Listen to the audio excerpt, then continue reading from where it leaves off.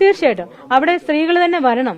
അങ്ങനെ സ്ത്രീകൾക്ക് ഇതുപോലെ പ്രശ്നങ്ങൾ ഉണ്ടാകുമ്പോൾ അവിടെ പോയി പറയാൻ വേണ്ടി ഈ വനിതയെ കണ്ട് പറയാനുള്ള ഒരു സാഹചര്യം നമ്മൾ ഒരുക്കി കൊടുക്കണം. എന്തുകൊണ്ട് അത് ശരിക്കും അത് മാറണം. ഈ അമ്മ എന്ന സംഘടനയില് സ്ത്രീകളുടെ തലപ്പത്ത് വരുവാണെങ്കിൽ തീർച്ചയായിട്ടും, അല്ലെങ്കിൽ വൈസ് പ്രസിഡന്റും അങ്ങനെ വരട്ടെ.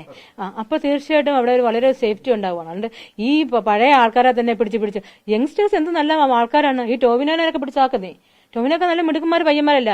ആസിഫ് അലി അങ്ങനെയുള്ള യങ്സ്റ്റേഴ്സ് കയറി വരട്ടെ.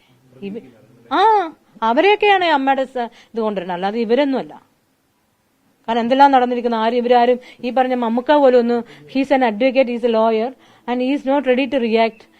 ആൻഡ് ഇവരെയൊക്കെ ഒന്ന് പറഞ്ഞു കൊടുക്കാം ഇങ്ങനെ സംഭവം നടക്കാൻ പാടില്ല.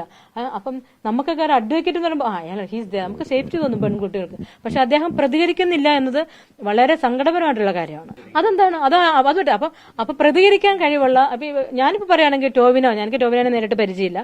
പക്ഷെ ടോവിനോയുടെ ഓരോ ആക്ടിവിറ്റീസ് ഒക്കെ കണ്ടപ്പോൾ ടോവിനോയൊക്കെയാണ് തലപ്പത്തിരിക്കാൻ യോഗ്യതയായിട്ടുള്ള പാർവതി,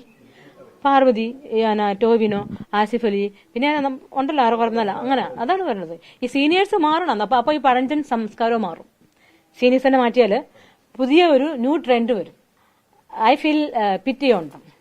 ആണുങ്ങളായ നട്ടൽ വേണം. അല്ലെങ്കിൽ പിന്നെ സിനിമാ ഫീൽഡിൽ നിൽക്കരുത്. അഭിനയിക്കാൻ മാത്രം കഴിവ് പോരാ.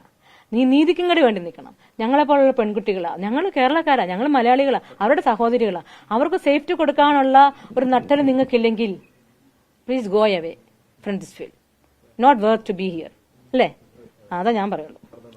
അതെ, സിനിമയിൽ വലിയ ഹീറോയാണ്, അതുകൊണ്ട് വലിയ ഡയലോഗാണ്. ഒരു യഥാർത്ഥ സംഭവം നടക്കുമ്പോൾ ഇവർ പുറകോട്ട് നിൽക്കുന്നു. എന്ത് സംഭവം ആയിക്കോട്ടെ, ഇപ്പൊ ദിലീപിന്റെ പ്രശ്നം ആയിക്കോട്ടെ, കാവ്യ മാധവൻ, മഞ്ജുവിന്റെ പ്രശ്നമൊക്കെ, അവിടെയൊക്കെ ബോൾഡായിട്ട് നിൽക്കേണ്ടത് സീനിയേഴ്സായ ലാലേട്ടനും മമ്മൂക്കായും ഇവർക്കാണ്. കാരണം ദേ ആർ എഡ്യൂക്കേറ്റഡ്. അപ്പൊ അവർ കാര്യങ്ങൾ തുറന്ന് സംസാരിക്കുകയും അവരെ നന്നായിട്ട് അവരെ വാൺ ചെയ്യുകയും ചെയ്യണം.